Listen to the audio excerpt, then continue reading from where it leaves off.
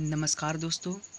आज हम SSC JEE civil engineering में पूछे गए प्रीवियस ईयर के क्वेश्चंस करेंगे और ये 2000 प्रश्न की सीरीज स्टार्ट हो चुकी है।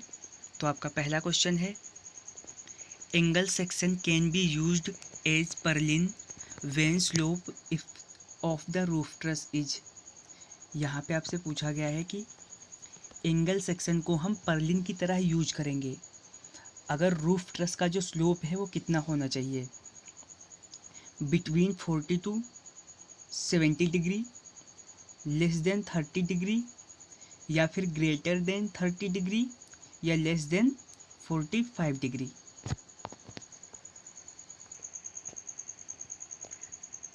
हम जो है एंगल सेक्शन को पर्लिन की तरह यूज करेंगे अगर रूफ ट्रस का जो स्लोप है वो कितना होना चाहिए, less than 30 degree. Option number B जो है आपका बिल्कुल राइट आंसर है। फिर आपका नेक्स्ट क्वेश्चन है, the depth of foundation is usually calculated from. तो हमें डेप्थ ऑफ फाउंडेशन के लिए जो है किसके फॉर्मूला का यूज करना है, ऑप्शन नंबर बी आपका बिल्कुल राइट आंसर होगा, रैंकाइन फार्मूला।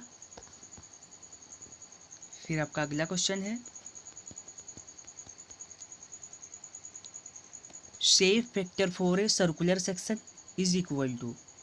तो यहाँ पे जो आपका सर्कुलर सेक्शन है उसके लिए शेप फैक्टर जो है वो किसके बराबर होगा, 1.00, बी 1.50, सी 2.34, डी 1.70। तो जो आपका सर्कुलर सेक्शन होता है उसका शेप फैक्टर जो होगा वो होगा 1.70। ऑप्शन नंबर डी जो है बिल्कुल राइट आंसर होगा। फिर आपका अगला क्वेश्चन है, numbers of satellites involve in the orbit of the GPS survey technique. तो जो आपकी जीपीएस सर्वे टेक्निक होती है उसमें नंबर ऑफ सैटेलाइट जो है ऑर्बिट में कितने इन्वॉल्व होते हैं, 24, 34, 14 या फिर 44। तो आपका बिल्कुल जो करेक्ट आंसर होगा ऑप्शन नंबर ए 24। फिर आपका अगला क्वेश्चन है, the height of instrument is equal to.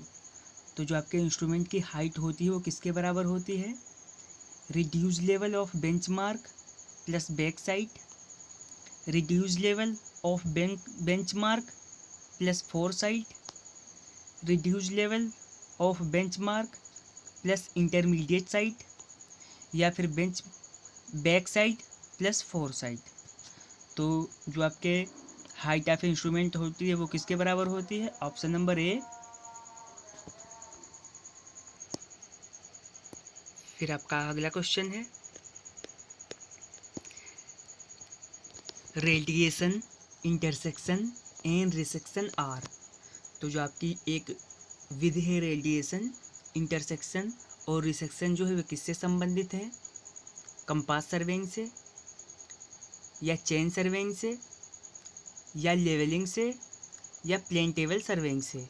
तो आपके रेडिएशन, रिसेक्शन एंड इंटरसेक्शन ये किससे संबंधित हैं, आपके प्लेन टेबल सर्वेइंग से। ऑप्शन नंबर डी जो है आपका बिल्कुल राइट आंसर होगा।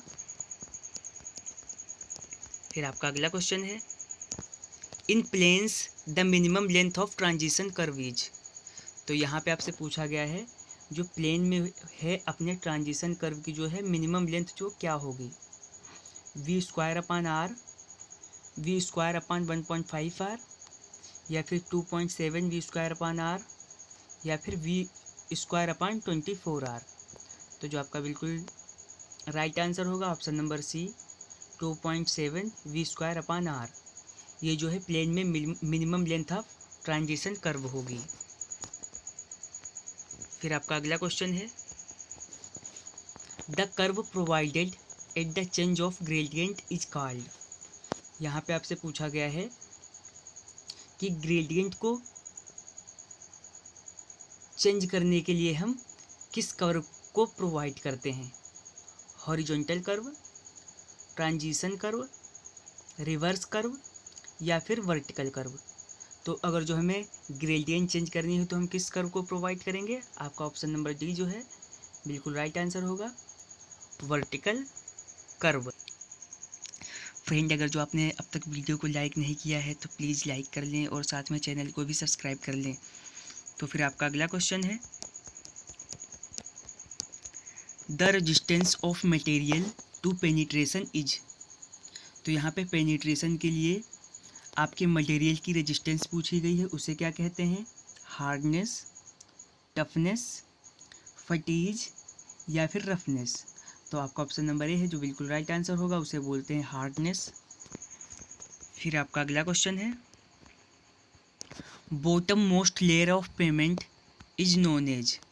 तो यहाँ पे आपसे जो है पेमेंट में जो सबसे बॉटम में लेयर होती है उसे क्या कहा जाता है? वियरिंग कोर्स, बेस कोर्स, सब बेस कोर्स या फिर सब ग्रेड। तो उसे कहा जाता है सब ग्रेड। ऑप्शन नंबर डी जो है आपका बिल्कुल राइट आंसर होगा। फिर आपका नेक्स्ट क्वेश्चन है, फ्रांसिस टर्बाइन इज। तो जो आपकी फ्रांसिस टर्बाइन होती है वो क्या होती है? Mixed flow turbine, impulse turbine, reaction turbine या फिर एक्सियल फ्लो टर्बाइन। तो जो आपकी फ्रांसिस टर्बाइन होती है वो कौन होती है? वो आपकी होती है reaction turbine. Option number C जो है आपका बिल्कुल राइट आंसर होगा। फिर नेक्स्ट क्वेश्चन है, which of the following flow constant does not have any unit. तो आपका कौन सा फ्लो कांस्टेंट है जिसकी कोई यूनिट नहीं है? Chezy, Manning, both Chezy and Manning या फिर नन ऑफ अबव। तो किसकी यूनिट नहीं है? आपका ऑप्शन नंबर बी जो है मैनिंग की कोई यूनिट नहीं है। फिर नेक्स्ट क्वेश्चन है, the height of hydraulic jump is equal to. तो यहाँ पे आपको हाइड्रोलिक जंप की जो हाइट होती है वो पूछा गया है, किसके बराबर होती है? तो बराबर होती है ऑप्शन नंबर बी जो है आपका बिल्कुल राइट आंसर होगा, डिफरेंट इन कंजुगेट डेप्थ के। फिर आपका अगला क्वेश्चन है, energy loss in flow through nozzle as compare to venturimeter. तो यहाँ पे आपसे पूछा गया है कि वेंचुरीमीटर की कंपेयर में है नोजल के माध्यम से जो है एनर्जी लॉस क्या होता है? सेम रहता है या मोर रहता है या फिर लेस रहता है? तो जो है अधिक होगा। ऑप्शन नंबर बी जो है आपका बिल्कुल राइट आंसर होगा। फिर आपका अगला क्वेश्चन है, standard penetration resistance in very stiff clay lie between.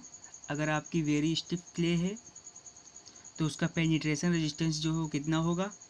2 से 4 के बीच, 4 से 8 के बीच, 8 से 15 के बीच या 15 से 30 के बीच। तो आपका बिल्कुल जो राइट आंसर होगा ऑप्शन नंबर डी 15 से 30 के बीच में होगा। फिर आपका अगला क्वेश्चन है, which of the following factor can affect the bearing capacity of soil.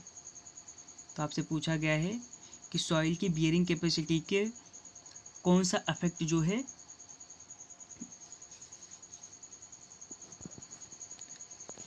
फिक्ट करेगा।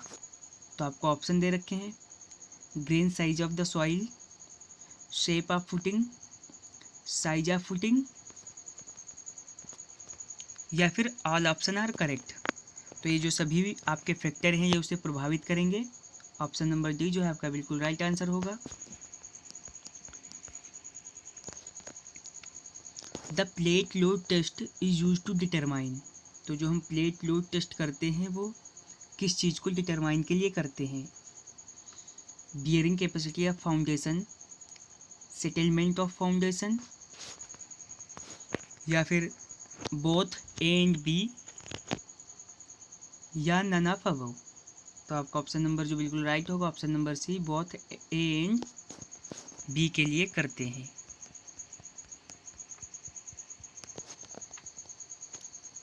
नेक्स्ट क्वेश्चन है, clay soil are best compacted by.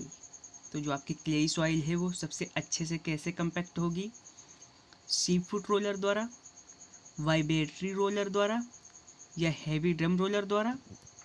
तो जो आपकी क्लेई सॉइल होगी वो सबसे अच्छी किससे कंपैक्ट होगी? सी फुट रोलर द्वारा। ऑप्शन नंबर ए जो है आपका बिल्कुल राइट। अगर वीडियो पसंद आई हो तो वीडियो को लाइक करें। अगर आप हमारे चैनल पर नए हैं तो प्लीज़ चैनल को सब्सक्राइब करें।